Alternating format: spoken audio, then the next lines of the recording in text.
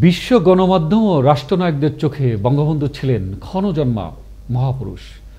দেশ ও জনগণের মঙ্গলে সর্বোচ্চ ত্যাগ স্বীকার করা মহাকালের এক মহানায়ক বঙ্গবন্ধু শেখ মুজিবুর রহমান। জাতীয় শোক দিবস ও বঙ্গবন্ধুর ৪৭তম শাহাদাত বার্ষিকী আজ। এ উপলক্ষে বাঙালি জাতির জনকের প্রতি শ্রদ্ধা জানাতে ধানমন্ডি ৩২ ও বনানী কবরস্থানে নামে লাখো মানুষের ঢল। সহকর্মী শওকত সাগরের প্রতিবেদনে থাকছে বিস্তারিত। ক্যামেরায় ছিলেন রাশিদ আবির। আজ ১৫ই আগস্ট, জাতীয় শোক দিবস। স্বাধীনতার স্থপতি, মুক্তিযুদ্ধে সর্বাধিনায়ক জাতির পিতা বঙ্গবন্ধু শেখ মুজিবুর রহমানের ৪৭তম শাহাদাত বার্ষিকী।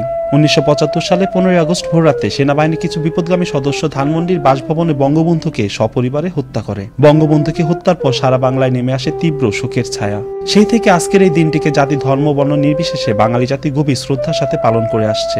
জাতির এই শ্রেষ্ঠ সন্তানের স্মৃতির প্রতি শ্রদ্ধা জানাতে ধানমন্ডি ৩২-এ নামে লাখো মানুষের ঢল। ভোর থেকেই আওয়ামী লীগ সহ বিভিন্ন রাজনৈতিক, সামাজিক, সাংস্কৃতিক সংগঠনের নেতাকর্মী সহ সর্বস্তরের মানুষ বঙ্গবন্ধুর বাসভবনের সামনের রাস্তায় জামায়াত হতে থাকে বঙ্গবন্ধুর প্রতিকৃতিতে ফুলের শ্রদ্ধা নিবেদন করতে।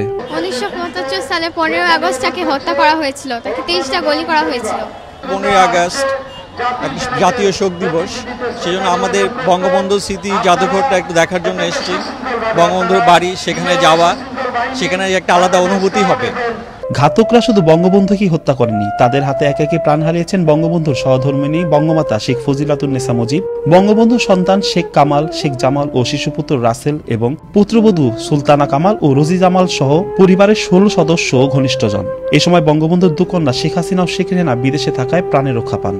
জাতির জনককে সপরিবারে নির্মমভাবে হত্যা করার পর এবং পরবর্তীতে ৩রা নভেম্বর জাতীয় চার নেতা সৈয়দ নজরুল ইসলাম, তাজউদ্দিন আহমেদ, কামরুজ্জামান এবং মনসুর আলী সাহেবকে নির্মমভাবে হত্যা করার পর যখন বাংলাদেশে গণতন্ত্র বলে কিছু ছিল না, সেই সময় আমার মা কিন্তু বাংলাদেশ আওয়ামী লীগের আহ্বায়িকার দায়িত্ব পালন করে নেতৃত্ব দিয়েছিলেন, আওয়ামী লীগকে সুসংগঠিত করেছিলেন এবং পরবর্তীতে আমাদের জননেত্রী শেখ হাসিনা দেশে ফিরে এসে আমাদের নেতৃত্ব দিচ্ছেন।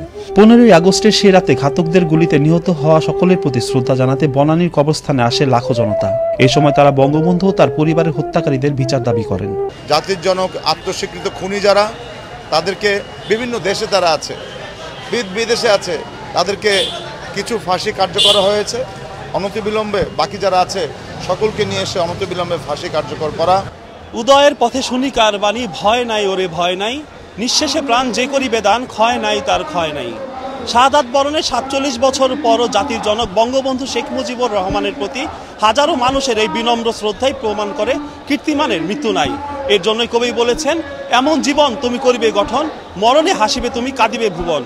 স্বাধীনতার স্থপতি, মুক্তিযুদ্ধের সর্বাধিনায়ক জাতির পিতা বঙ্গবন্ধু শেখ মুজিবুর রহমানের ৪৭তম শাহাদাত বার্ষিকীতে জাতির এই শ্রেষ্ঠ সন্তানের প্রতি রইল বিনম্র শ্রদ্ধা। শওকত সাগর, আনন্দ টিভি, ঢাকা।